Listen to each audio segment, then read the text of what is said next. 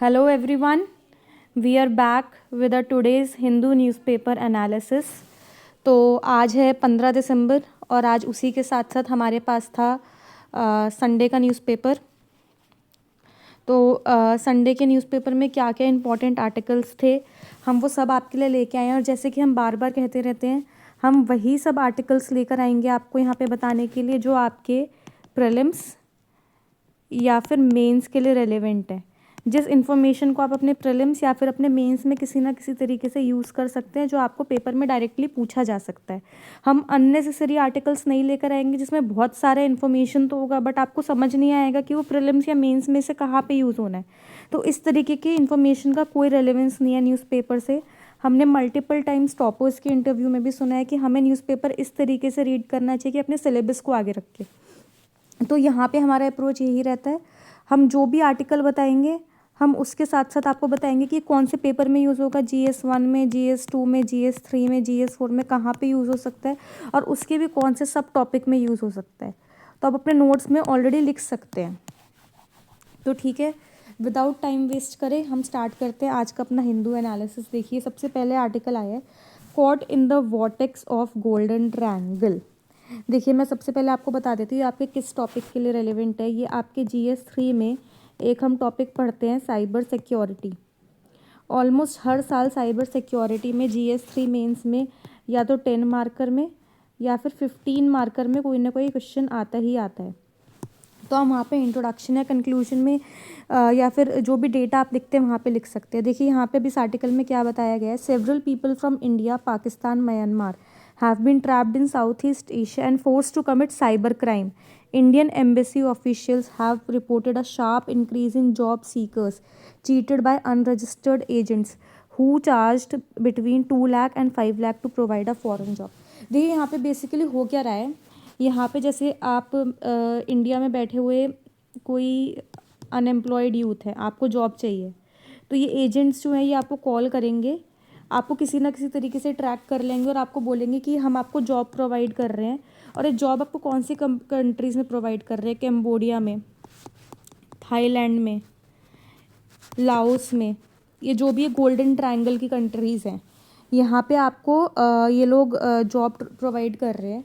और आपको बताया जाएगा कि आपको जो है अपने आने जाने के खर्चे के लिए, वहाँ पे रुकने के खर्चे के लिए अभी शुरू में 2 से 3 लाख रुपए उनके बैंक अकाउंट में जमा करने हैं। फिर एक बार जब आप वहाँ पे पहुँच जाते हैं, ये लोग आपको जॉब के ऑफ़र कर रहे हैं, आपको बुलाया गया है कि आपको सेल्स की जॉब करनी है या आपको IT से रिलेटेड कोई जॉब करनी है, बट वहाँ पे ये नहीं कराया जा रहा। आपको साइबर क्राइम्स करने के लिए फ़ोर्स किया जा रहा है कि आप जगह जगह कॉल लगाइए और लोगों के अकाउंट से पैसे निकलवाइए, उनके साथ साइबर क्राइम करिए। तो यहाँ पे इसी चीज़ के बारे में बात की गई है। देखिए, यहाँ पे ये एक स्पेशल डेटा दिया गया है, the golden triangle special economic zone in Laos Borneo province is known for its Chinese owned casinos and hotels. In August, according to media in Laos, 489 men and 282 women of 15 nationalities were arrested for involvement in cyber scam network near Myanmar and Thailand. देखिए, अब directly इस पूरी information को कि और 15 nationalities से यहाँ पे लोग जो थे वो पकड़े गए थे क्योंकि वो साइबर क्राइम में इन्वॉल्व थे। हम बार बार पेपर में ये चीज़ तो लिखते हैं GS3 में, जब भी साइबर क्राइम की बात आती है कि हाँ हम गोल्डन ट्रायंगल के नियर बाय हैं, बट हमारे पास डेटा नहीं होता। तो आप इस डेटा को यहाँ पे कोट कर सकते हैं कि किस तरीके से इंडियंस को यहाँ पे लेकर जाया जा रहा है on the pretext of job, और उनसे वहाँ पे लेके जाके उनको साइबर क्राइम कराया जा रहा है। तो ये फर्स्ट आर्टिकल था, ये आपके GS3 के लिए काफ़ी ज़्यादा रेलिवेंट है। अब हम चलते हैं अपने अगले आर्टिकल के ऊपर। देखिए, ये क्या, exposure to air pollution link to blocked clots in veins. देखिए, सबसे पहले मैं आपको बताती हूँ कहाँ के लिए इंपॉर्टेंट है। आपके GS3 में टॉपिक आता है इन्वायरमेंट। इन्वायरमेंट में काफ़ी बार एयर पॉल्यूशन के बारे में बात कर ली जाती है, या फिर आपके पेपर 1 में टॉपिक आता है urbanisation and related issues. Urbanisation and related issues में काफ़ी बार जो है आपसे सिटी रिलेटेड इश्यूज़ पूछे जा सकते हैं, और हम देखते हैं कि दिल्ली का एयर पोल्यूशन काफ़ी ज़्यादा न्यूज़ में रहता है। तो अब दिल्ली के एयर पॉल्यूशन की वजह से क्या क्या हार्म हो सकता है, ये स्टडी जो है बेसिकली यूएस में की गई है। तो हम जो है इस स्टडी को यहाँ पे भी कंक्लूजन में कोट कर सकते हैं कि देखिए एयर पोल्यूशन से ये हार्म तक हो सकता है। देखिए इन्होंने यहाँ पे क्या बताया कि जो एयर पोल्यूशन है it can block blood flow and cause serious complications even death. About 48 adult 3.7% developed blood clots in deep veins. Participants were with greater overall exposure to tiny air pollution particles had 39% increased associated risk for blood clots in deep veins। देखिए ये आप directly इस US की study को over 6600 US के adults के ऊपर study की गई मेट्रोपॉलिटन सिटीज़ में, जहाँ पे रिस्क ऑफ एयर पोल्यूशन ज़्यादा होता है। वहाँ पे ये पाया गया है कि आपके ब्लड के जो क्लॉट्स होते हैं वो डायरेक्टली वहाँ पे ब्लड में जो वेन्स हैं वहाँ पे क्लॉट्स बन सकते हैं। देखिए आप इस तरीके की अगर स्टडी को आप यहाँ पे कोट करेंगे, इसके साथ साथ ये आपको एसए में भी हेल्प कर सकती है स्टडी जो है। एसए में भी बहुत बार हम देखते हैं दो तरीके के एसए पूछे जाते हैं, या तो जीएस बेस्ड एसेस पूछे जाते हैं या फिर फिलोसफिकल एसेस पूछे जाते हैं। जीएस बेस्ड में पॉल्यूशन बेस्ड एसेस काफ़ी बार पूछ लिए जाते हैं, तो आप वहाँ पे भी इस डेटा को यूज़ कर सकते हैं। देखिए हम आपको क्यों बता रहे हैं कि इसी तरीके का जो यूनिक डेटा होगा ये आपको 0.5 मार्क एक्स्ट्रा दिलवाएगा दूसरों से, या फिर 0.1 मार्क एक्स्ट्रा दिलवाएगा। अदरवाइज़ बाकी सब चीज़ें तो दूसरे भी लिख रहे हैं, आपने ऐसा क्या लिखा पेपर में जो दूसरे लोगों ने नहीं लिखा। तो इस तरीके की इन्फॉर्मेशन है जो आपको दूसरों से अलग बनाएगी। अब हम चलते हैं अपने थर्ड इसके ऊपर। इसमें है drones transforming farming markets to touch 631 million by 2030। देखिए सबसे पहले हम देखते हैं कौन से टॉपिक के लिए रेलिवेंट है। ये जीएस 3 में हमारा टॉपिक आता है, एक सेकेंड, यहाँ पे टॉपिक होता है हमारा technology in aid of agriculture, ऐसे करके एक टॉपिक आता है। वहाँ पे बार बार टेक्नोलॉजी का यूज़ पूछा जाता है। तो यहाँ पे इन्होंने इस आर्टिकल में जो है हमें ड्रोन्स का यूज़ बताया है कि ड्रोन्स किस तरीके से फार्मिंग को हेल्प कर रहे हैं। देखिए हम एक बार थोड़ा सा रीड करते हैं, शुरू के 2 पैराग्राफ पढ़ के हमें समझ में आ जाएगा। After tractors and farm equipments, drones are now transforming the way farming is undertaken in India by offering solutions to several challenges faced by farmers today. With a fleet of about 7,000 drones deployed in this sector, the Indian drone market, currently valued at 145 million, is expected to reach 631 million by 2030। देखिए आप directly इस data को लिख सकते हैं कि India में drones का इतना ज़्यादा यूज़ हो रहा है एग्रीकल्चर में कि Indian drone market is expected to reach $630 million by 2030। इसको आप जब भी आप ड्रोन का यूज़ लिख रहे हैं, आप वहाँ पे एग्जाम्पल में इस चीज़ को यूज़ कर सकते हैं, इस डेटा को। तो ये आपको एक एज देगा दूसरों के ऊपर कि आपने एक अलग से डेटा लिखा है जो बाकी किसी को नहीं पता था। अब हम चलते हैं अपने अगले आर्टिकल के ऊपर। देखिए ये है are we not part of this nations asks MP Manipur MP Arthur. देखिए सबसे पहले आपके कहाँ पे यूज़ हो सकते हैं। देखिए जीएस 3 में हम बार बार पढ़ते हैं, जो आपका इंटरनल सिक्योरिटी के इश्यूज़ में टॉपिक आता है, नॉर्थ ईस्ट इंसर्जेंसी। देखिए आपसे वहाँ पे टाइम एंड अगेन पूछा जाता है कि रीजंस क्या है नॉर्थ ईस्ट इंसर्जेंसी के, इसमें मेजर्स क्या क्या हो सकते हैं, गवर्नमेंट के ऑलरेडी टेकन स्टेप्स क्या क्या है यहाँ पे। तो यहाँ पे क्या हुआ है कि जो मणिपुर के जो एमपी है पार्लियामेंट में अल्फ्रेड आर्थर, इन्होंने जो है नागालैंड में जो 2021 की जो किलिंग्स हुई और जो मणिपुर की कॉन्फ्लिक्ट थी, इन दोनों को रखते हुए पार्लियामेंट में सवाल पूछा, where was the constitution on the day of Oting massacre. ये नागालैंड में हुआ था 2021 में Oting massacre. Asked Arthur, are we not part of this nation, why is it that till today my PM, someone who is this nation believe in, why is it that till date he is not answerable to the people of Manipur। देखिए आप जो है ना इसको कैसे use कर सकते हैं, मैं आपको ये भी बताती हूँ। इन्होंने ये डायरेक्ट सवाल पूछा है, आप जो है इसको इंट्रो में यूज़ कर सकते हैं, आप इसको बीच में यूज़ कर सकते हैं, आप इसको बॉडी में एज अ एग्जाम्पल यूज़ कर सकते हैं कि जब आपसे पूछा जाएगा रीजंस क्या है।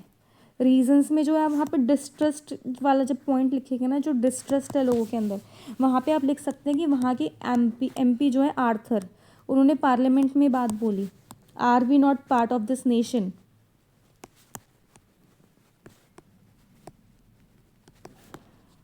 तो देखिए कितना एक यूनिक पॉइंट लगेगा कि हाँ आपने डायरेक्टली पार्लियामेंट की कोटिंग्स उठा के अपने आंसर में लिखी हैं।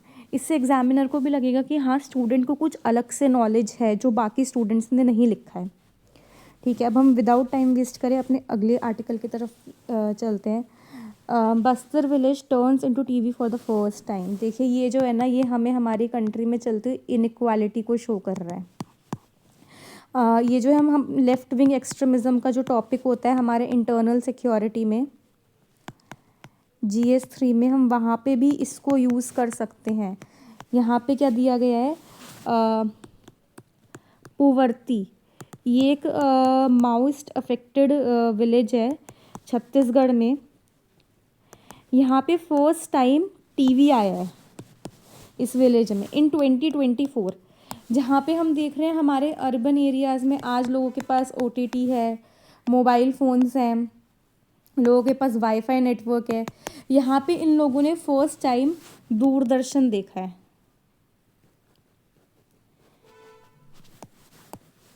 तो देखिए ये हमें दिखाता है कि हमारे देश में कितनी ज़्यादा इनइक्वालिटी है। एक तरफ लोग इन सब चीज़ों का फ़ायदा उठा रहे हैं, OTT फ़ोन्स का, वाईफाई का, और यहाँ पे पुरवाती जो माउस अफेक्टेड विलेज है छत्तीसगढ़ का, यहाँ पे फर्स्ट टाइम लोगों ने दूरदर्शन देखा है। दूरदर्शन जो कि हमारे देश में कुछ 1970s में स्टार्ट हो चुका था, वो यहाँ के लोग 2024 में देख रहे हैं। अब देखिए आप इसे कहाँ पे यूज़ कर सकते हैं, आप अपने GS 3 में जब लेफ़्ट विंग एक्सट्रीमिज़म में रीजंस पूछे जाएंगे, जब आप वहाँ पे ना अनडेवलपमेंट के बारे में बात करेंगे कि यहाँ पे डेवलपमेंट नहीं हुआ है, तो आप डायरेक्टली वहाँ पे एग्जाम्पल लिख सकते हैं पुरवाती विलेज का। आप इसको अपने एस्से में लिख सकते हैं जब आपको इनइक्वालिटी के बारे में पूछा जाएगा कि कितनी ज़्यादा इनइक्वालिटी है हमारे देश में। हम जो है बेसिकली कितना अलग अलग हम हिंदुस्तान को देख रहे हैं। एक तरफ ये सब चीज़ें चल रही है बस्तर के विलेजेस में, और दूसरी तरफ हम दिल्ली और मुंबई में बैठे हुए लोगों को देखते हैं कि वो कितनी अलग ज़िंदगी जी रहे हैं। चलिए अब हम चलते हैं अपने अगले आर्टिकल की तरफ। South Korea lawmakers impeach president for martial law bid. देखिए ये जो है ये बेसिकली आपके GS 2 में बायलेटरल रिलेशंस में यूज़ हो सकता है। उसके साथ साथ हम आजकल प्रीलिम्स में एक नया ट्रेंड देख रहे हैं, वो आपको कंट्री देते हैं और वहाँ पे जो भी रीसेंट हैपनिंग हुई होती है उस हैपनिंग को देते हैं और आपको बोलते हैं मैच द फॉलोइंग करने को कि कौन सी कंट्री के साथ क्या चीज़ हुई है।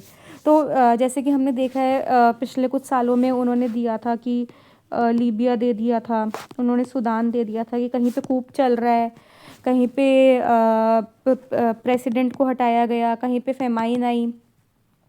तो इसी तरीके से आपको साउथ कोरिया के बारे में यहाँ पे बताया जा सकता है। यहाँ पे एक नया एक्ट हुआ है कि प्रेसिडेंट को जो है यहाँ पे पार्लियामेंट में इम्पीच कर दिया गया है क्योंकि इन्होंने मार्शल लॉ लगाने का ट्राई किया था। तो बेसिकली बस आपको इस इन्फॉर्मेशन के बारे में नॉलेज होनी चाहिए कि हाँ वहाँ पे ऐसा कुछ हुआ है। ये डायरेक्टली आपके प्रीलिम्स में इस चीज़ के बारे में पूछा जा सकता है मैच द फॉलोइंग के रूप में। ये मैं उस पर कह रही हूँ कि जिस तरीके से आजकल प्रीलिम्स में क्वेश्चन आ रहे हैं उस पर ऐसे हो सकता है वहाँ पे। अब हम चलते हैं अपने अगले आर्टिकल की तरफ। देखिए ये साइंस एंड टेक के ऊपर एक आर्टिकल आया है, how can gene therapy cure haemophilia A. देखिए सबसे पहले हम समझते हैं हीमोफीलिया होता क्या। देखिए हीमोफीलिया पहली बात एक हेरिडिटरी डिसीज़ है। यहाँ पे क्या होता है कि अगर आपको ब्लीडिंग हो रही है ना, अगर आपको कोई कहीं पे चोट लग गई तो ब्लीडिंग जो है स्टॉप नहीं होती है। तो यहाँ पे मेन इशू ये होता है कि हेरिडिटरी डिसीज़ और यहाँ पे ब्लीडिंग स्टॉप नहीं होती है। अब इसके जो है ना आज तक मल्टीपल ट्रीटमेंट्स चल रहे थे, जैसे कि यहाँ पे इन ट्रीटमेंट्स की बात करी गई है। हम देख सकते हैं यहाँ पे इन्होंने सबसे पहले इस ट्रीटमेंट के बारे में बात किया है। CDD-AVP नाम का ट्रीटमेंट है। यहाँ पे ये लोग क्या करें, देखिए हम इसे रीड कर लेते हैं। Clotting factors concentrates can be derived and manufactured from human blood which must be properly tested and screen to prevent the spread of diseases such as hepatitis. अभी तक इस तरीके की टेस्ट यहाँ पे यूज़ किए जा रहे थे, इसको हम रिप्लेसमेंट थ्योरी बोलते हैं। अब यहाँ पे इन्होंने क्या किया, अब ये एक नई चीज़ लेकर आए हैं जिसको हम जीन थेरेपी बोलते हैं। देखिए जीन थेरेपी में ये जीन थेरेपी ऑलरेडी पहले से स्टार्ट हो चुकी थी। यहाँ पे पहले जो जीन थेरेपी यूज़ हो रही थी उसका नाम था रॉक्टावियन। रॉक्टावियन में क्या था, यहाँ पे हम एडेनो वायरस बेस्ड ट्रीटमेंट कर रहे थे। देखिए वो यहीं पे इसी चीज़ के बारे में बात किया गया है। It is a adeno virus associated virus vector based gene therapy and approved only in 2023 for treating adults with severe haemophilia A and that too only for without pre existing antibiotics. अभी ये यहाँ पे एक नया treatment आया है जिसका नाम है वेलोड ट्रायल्स। वेलोड ट्रायल्स में बस एक चीज़ अलग है, ये भी जीन थेरेपी बेस्ड ट्रीटमेंट ही है। यहाँ पे क्या चीज़ अलग हो रहा है, यहाँ पे लेंटी वायरस को यूज़ किया जा रहा है, यहाँ पे एडेनो वायरस को यूज़ नहीं किया जा रहा है, यहाँ पे लेंटी वायरस को यूज़ किया जा रहा है जीन थेरेपी में। और इसका एक एडवांटेज क्या है कि यहाँ पे जो था हम इस रॉक्टावियन ट्रीटमेंट को बस उन लोगों में यूज़ कर सकते थे जिनके पास एंटीबॉडीज़ ना हो इस वायरस के लिए। बट यहाँ पे बोला गया क्योंकि एडेनो वायरस इतना कॉमन होता है तो मैक्सिमम लोगों की बॉडी के अंदर इसके लिए एंटीबॉडीज़ जो होती हैं वो पहले से डेवलप हो चुकी होती हैं। बट अब ये जो है यहाँ पे लेंटी वायरस में वेलॉड ट्रीटमेंट में जो लेंटी वायरस को यूज़ कर रहे हैं, लेंटी वायरस के लिए जो है हमारा जो उससे अभी तक जितना सरफेस कांटेक्ट है ह्यूमंस का उतना ज़्यादा नहीं है, तो उस वजह से एंटीबॉडीज़ जो है डेवलप नहीं है हमारी बॉडीज़ में इस वायरस के लिए, तो हम इसको आराम से जो है अपनी जीन थेरेपी में यूज़ कर सकते हैं। अब देखिए हमारे पेपर में कैसे करके यूज़ हो सकता है। देखो आपका डायरेक्टली यहाँ पे जो है ना वर्ड्स लिख कर आ सकते हैं, रॉक्टावियन थेरेपी किस चीज़ के लिए यूज़ हो रहा है, या फिर वेलॉड ट्रायल्स, ये जो वर्ड है न्यूज़ में ये किस चीज़ से रिलेटेड है। प्रीलिम्स में ऐसे क्वेश्चंस बहुत बार पूछे जाते हैं कि वो वर्ड दे देते हैं और आपसे पूछते हैं कि वर्ड किस चीज़ से रिलेटेड है। जैसे कि हमने 2021 के प्रीलिम्स के पेपर में देखा था, वहाँ पे उन्होंने डायरेक्टली वर्ड दिया था ACE2 और ये पूछा था कि किस चीज़ से रिलेटेड है, और ऑप्शंस दिए थे 1 2 3 4 करके। वहाँ पे दे दिया था GM क्रॉप से रिलेटेड है, ये किसी वायरस से रिलेटेड है, ये किसी ऐसी करके 3 4 ऑप्शंस और दिए थे इन्होंने। तो आपको जो है ना इस तरीके के वर्ड्स जो हिंदू न्यूज़पेपर में आते हैं आपको इनका पता होना चाहिए कि रॉक्टावियन है, लेंटी वायरस हो गया, वेलॉड ट्रायल्स हो गए,